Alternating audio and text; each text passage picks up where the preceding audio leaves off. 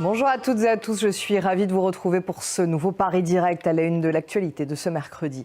Le Haut-Karabakh de nouveau sous le feu de l'Azerbaïdjan. Après le journal, nous vous emmènerons à la découverte d'un joyau des Philippines, l'archipel El Nido, un site qui se visite désormais, vous le voyez, ces images sont incroyables, un site qui se visite désormais en petit nombre. Il a souffert pendant trop longtemps du surtourisme, il a donc fallu apprendre à limiter les visites pour préserver ce magnifique lagon bleu, les coraux, les eaux turquoises de ce lieu exceptionnel. C'est à découvrir dans 15 minutes. L'offensive de l'Azerbaïdjan sur le Haut-Karabakh est toujours en cours. Bakou a appelé les séparatistes arméniens à rendre les armes s'ils veulent pouvoir entamer des négociations. Les combats ont déjà fait au moins 29 morts. Plus de 7000 civils ont été évacués de 16 localités depuis des décennies. Et 3 ans après la précédente guerre, l'Arménie et l'Azerbaïdjan se disputent toujours cette région. Nicolas Chamontin et Axel Simon. Les réactions internationales se sont multipliées. La Russie, partie prenante dans le maintien du cessez-le-feu depuis la fin de la guerre, il y a 3 ans, a appelé les deux parties à mettre fin aux hostilités. Kevin Battista.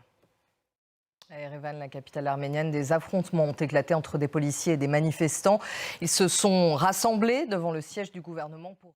Charles III et la reine Camilla arrivent en France aujourd'hui. Une visite de 3 jours, sa première visite officielle dans le pays en tant que roi. En début d'après-midi, il se rendra avec Emmanuel Macron à l'Arc de Triomphe pour raviver la flamme du soldat inconnu. Ce soir, un dîner est prévu au château de Versailles. Les deux hommes devraient aborder des sujets comme l'environnement, la promotion de la lecture ou de l'entrepreneuriat des jeunes. Retour en détail sur le programme royal avec Diane Schlinger et David Fossard. Et pour la première fois depuis le début de l'invasion russe à grande échelle de l'Ukraine, Volodymyr Zelensky va se retrouver face à la Russie.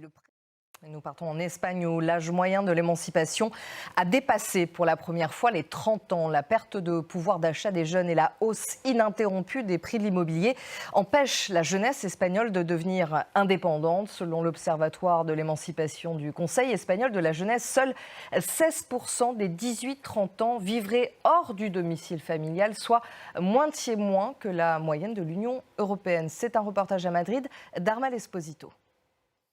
Ousmane Sonko saisit la Cour de justice de la CEDEAO. L'opposant sénégalais, condamné pour diffamation puis pour corruption de la jeunesse, est emprisonné depuis le 31 juillet.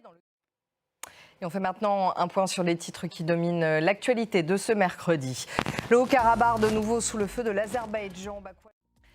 Je vous emmène à la découverte d'un joyau des Philippines, l'archipel El Nido, un site qui se visite désormais en petit nombre. Il a souffert pendant trop longtemps du surtourisme. Il a donc fallu apprendre à limiter les visites pour préserver le lagon, les coraux, les eaux turquoises de ce lieu exceptionnel. C'est un reportage d'Angélique Forger et Marie Boyer.